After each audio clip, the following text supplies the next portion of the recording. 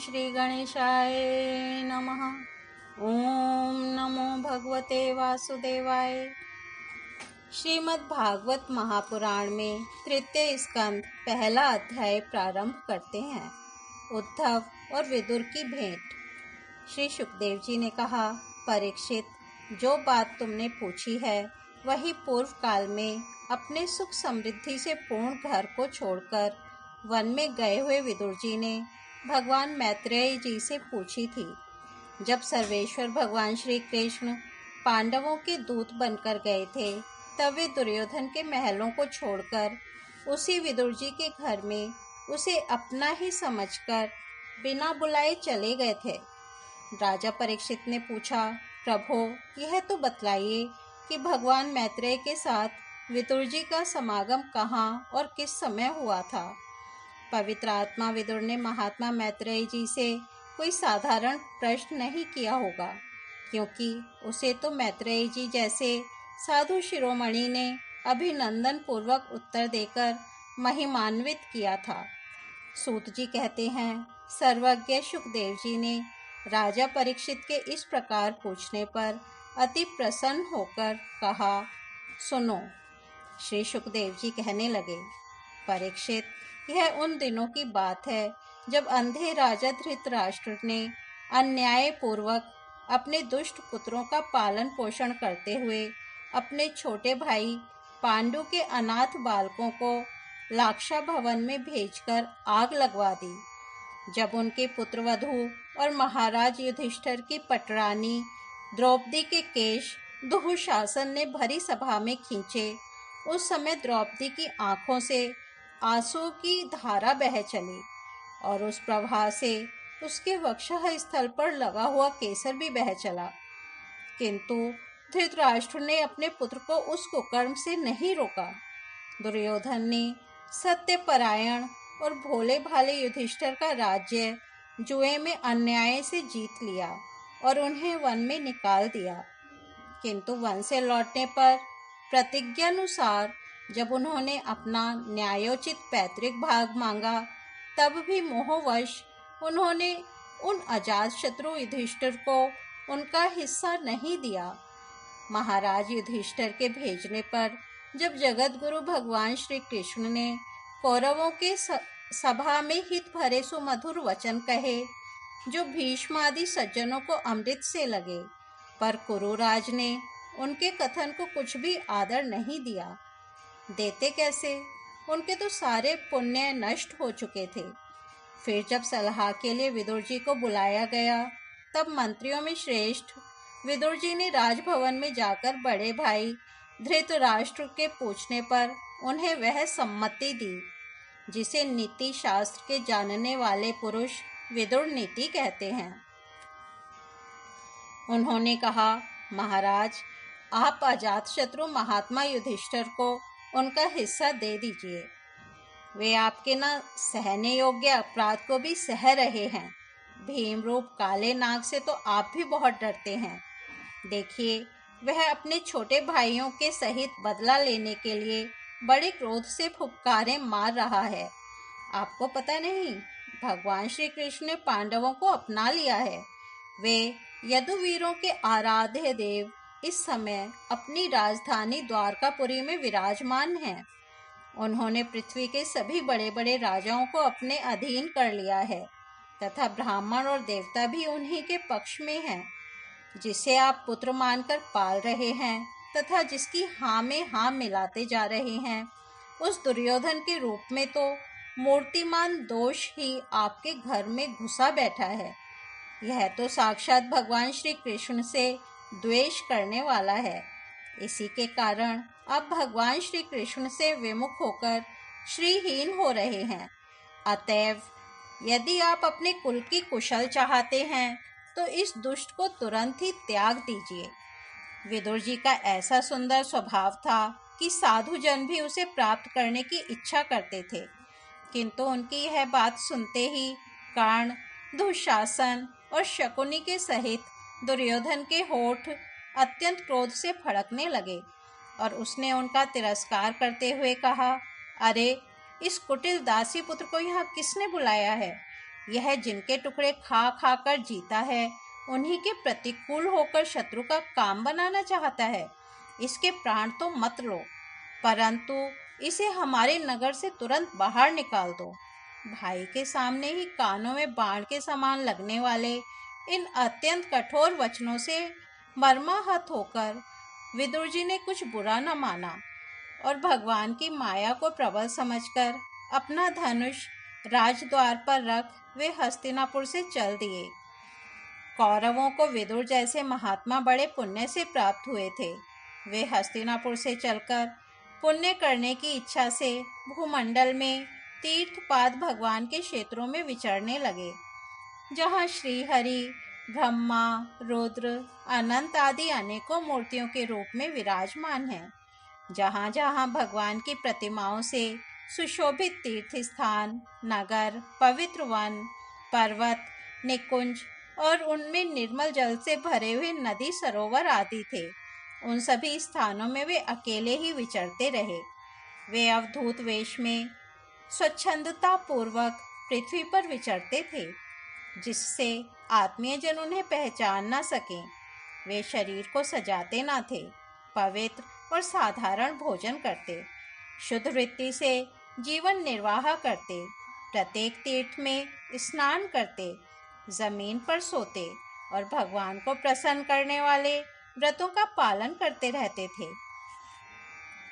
इस प्रकार भारतवर्ष में ही विचरते विचरते जब तक वे प्रभास क्षेत्र में पहुँचे, तब तक भगवान श्री कृष्ण की सहायता से महाराज युधिष्ठिर पृथ्वी का एक छत्र अखंड राज्य करने लगे थे। वहाँ उन्होंने अपने कौरव बंधुओं के विनाश का समाचार सुना, जो आपस की कलह के कारण परस्पर लड़ भिड़कर उसी प्रकार नष्ट हो गए थे, जैसे अपनी ही रगड़ से उत्पन्न हुई आग से बांसों का सारा जंगल जलकर खाक हो जाता है। यह सुनकर वे शोक करते हुए चुपचाप सरस्वती के तीर पर आए। वहाँ उन्होंने त्रित, उष्णा, मनु, पृथु, अग्नि, असित, वायु, सुदास, गौ, गुह और श्राद्ध देव के नामों से प्रसिद्ध 11 तीर्थों का सेवन किया। इनके सिवा पृथ्वी में ब्राह्मण और देवताओं के स्थापित किए हुए जो भगवान विष्णु के और भी अनेकों मंदिर थे, जिनके शिखरों पर भगवान के प्रधान आयुध चक्र के चिन्ह थे और जिनके दर्शन मात्र से श्री कृष्ण का स्मरण हो जाता था, उनका भी सेवन किया।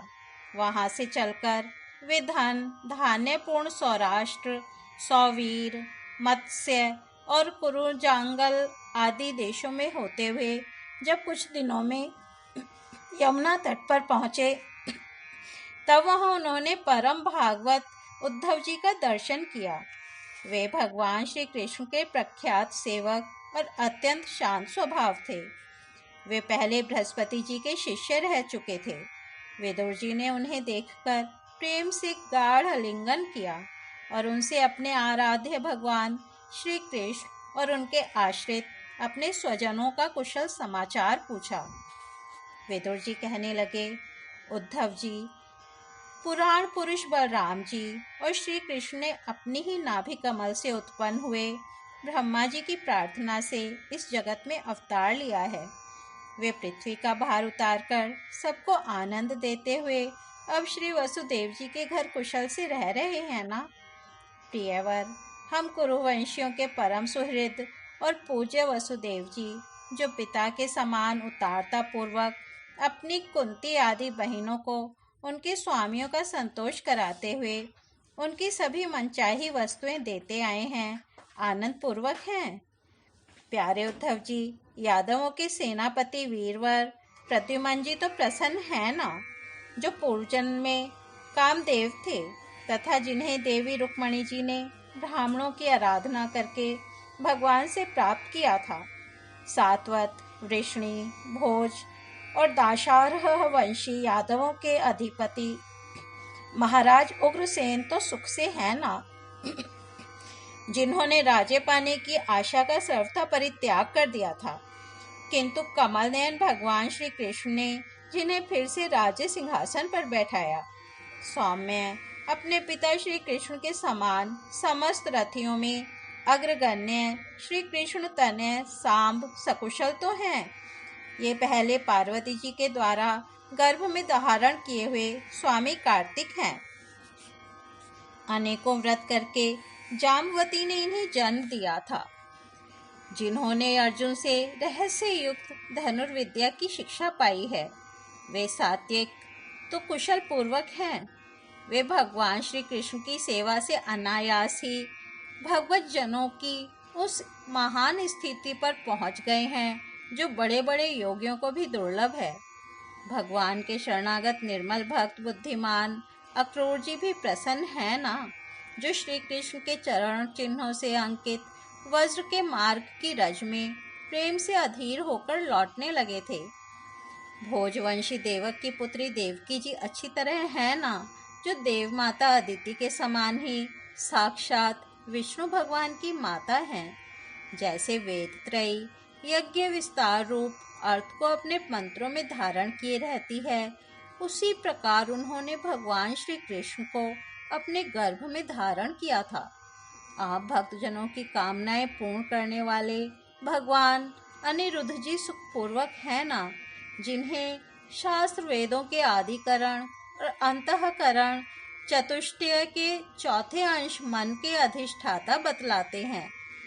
सौम्य स्वभाव उद्धव जी अपने हृदयेश्वर भगवान श्री कृष्ण का अनन्य भाव से अनुसरण करने वाले, जो हृदय सत्यभामानंदन चारुदेष्ण और गद आदि अन्य भगवान के पुत्र हैं, वे सब भी कुशल पूर्वक हैं ना।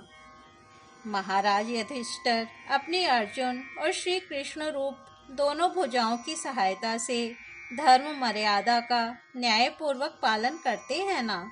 मैं दानव की बनाई हुई सभा में इनके राज्य वैभव और दबदबे को देखकर दुर्योधन को बड़ा डाहा हुआ था।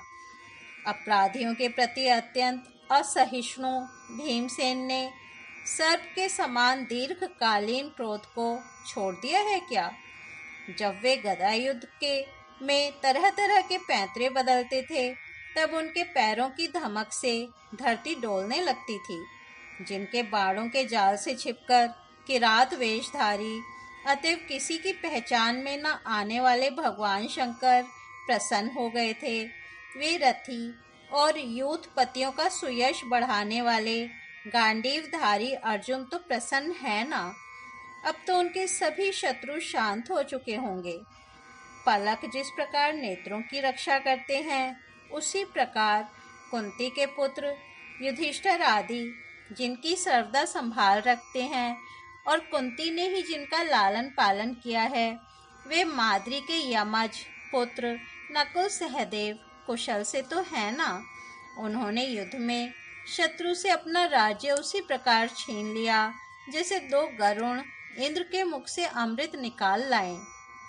अहो, बेचारी कुंती तो राजर्षि श्रेष्ठ पांडु के वियोग में मृत प्रायसी होकर भी इन बालकों के लिए ही प्राण धारण किए हुए है। रथियों में श्रेष्ठ महाराज पांडु ऐसे अनुपम वीर थे कि उन्होंने केवल एक धनुष लेकर ही अकेले चारों दिशाओं को जीत लिया था।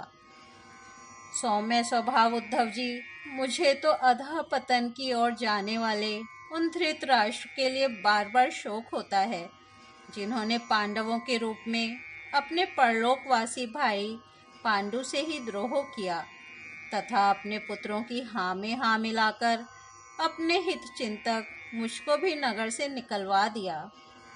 किंतु भाई, मुझे इसका कुछ भी खेद अथवा आश्चर्य नहीं है। जगद्विधाता भगवान श्री कृष्ण ही मनुष्यों की सी लीलाएं करके लोगों की मनोवृत्तियों को भ्रमित कर देते हैं। मैं तो उन्हीं की कृपा से उनकी महिमा को देखता हुआ दूसरों की दृष्टि से दूर रहकर सानंद विचर रहा हूँ। यद्यपि कौरवों ने उनके बहुत से अपराध किए, फिर भी भगवान ने उनकी इसलिए उपेक्षा कर दी थी कि वे उनके साथ उन दुष्ट राजाओं को भी मारकर अपने शरणागतों का दुख दूर करना चाहते थे, जो धन विद्या और जाति के मद से अंधे होकर कुमार्गगामी हो रहे थे। और बार बार अपनी सेनाओं से पृथ्वी को कंपा रहे थे। उद्धव जी, भगवान श्री कृष्ण जन्म और कर्म से रहित हैं, फिर भी दुष्टों का नाश करने के लिए और लोगों को अपनी ओर आकर्षित करने के लिए उनके दिव्य जन्म कर्म हुआ करते हैं। नहीं तो भगवान की तो बात ही क्या।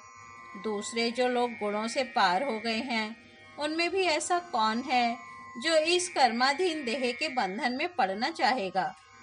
अतः मित्र, जिन्होंने अजन्मा होकर भी अपनी शरण में आए हुए समस्त लोकपाल और आज्ञाकारी भक्तों का प्रिय करने के लिए यदुकुल में जन्म लिया है, उन पवित्र कीर्ति श्री हरि की बातें सुनाओ।